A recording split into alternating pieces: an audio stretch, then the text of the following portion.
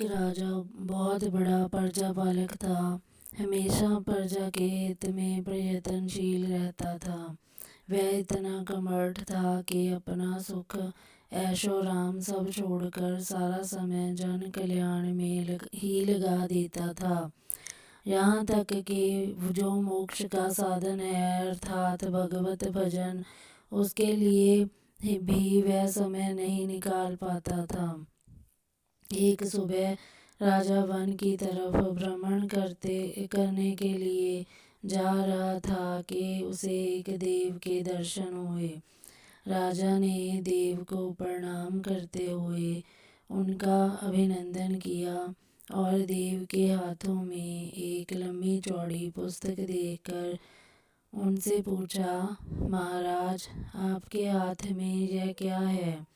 देव बोले, राजन, यह हमारा बही खाता है, जिसमें सभी भजन करने वालों के नाम हैं। राजा ने निराशायुक्त भाव से कहा, कृपया देखिए तो इस किताब में कहीं मेरा नाम भी है या नहीं। देव महाराज किताब का एक एक पृष्ठ उल्टने लगे, परंतु राजा का नाम कहीं भी नजर नहीं आया। राजा ने देव को चिंतित देखकर कहा, महाराज, आप चिंतित ना हों, आपके ढूंढने में कोई भी कमी नहीं है।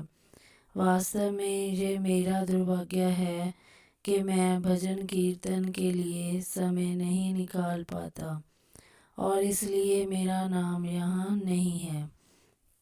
उस दिन राजा के मन में आत्मग्लानि सी उत्पन्न हुई, लेकिन इसके बावजूद उन्होंने इसे नज़रअंदाज कर दिया और पुनर्परोपकार की भावना लिए दूसरों की सेवा करने में लग गए। कुछ दिन बाद राजा फिर सुबह वन की तरफ टहलने के लिए निकले तो उन्हें वही देव महाराज के दर्शन हुए। इस बार भी उनके हाथ में एक पुस्तक थी।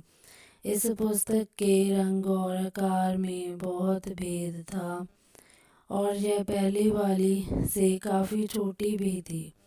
राजा ने फिर उन्हें प्रणाम करते हुए पूछा, महाराज, आज कौन सा बही खाता अपने हाथों में लिया हुआ है? देव ने कहा, राजन, आज के बही खाते में उन लोगों का नाम लिखा है जो ईश्वर को सबसे अधिक प्रिय हैं। राजा ने कहा, कितने भाग्यशाली होंगे वे लोग। निश्चित ही वे दिन रात भगवत भजन में लीन रहते होंगे। क्या इस पुस्तक में कोई मेरे राज्य का भी नागरिक है? देव महाराज ने बही खाता खोला और ये क्या, पहले पन्ने पर पहला नाम राजा का ही था।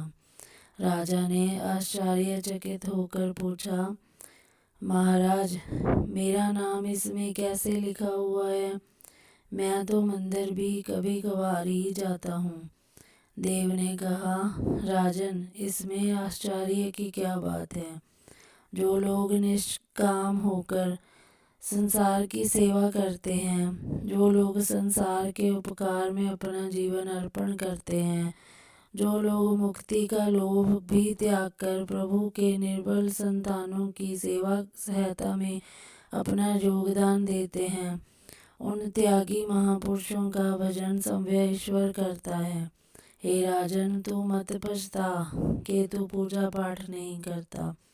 लोगों की सेवा कर, तू असल में भगवान की ही पूजा करता है। परोपकार और निस्वार्थ लोक सेवा किसी भी उपासना से बढ़कर है। कर्म करते हुए 100 वर्ष जीने की इच्छा करो तो कर्म बंधन में लिप्त हो जाओगे। राजन, भगवान दीन दयालु है।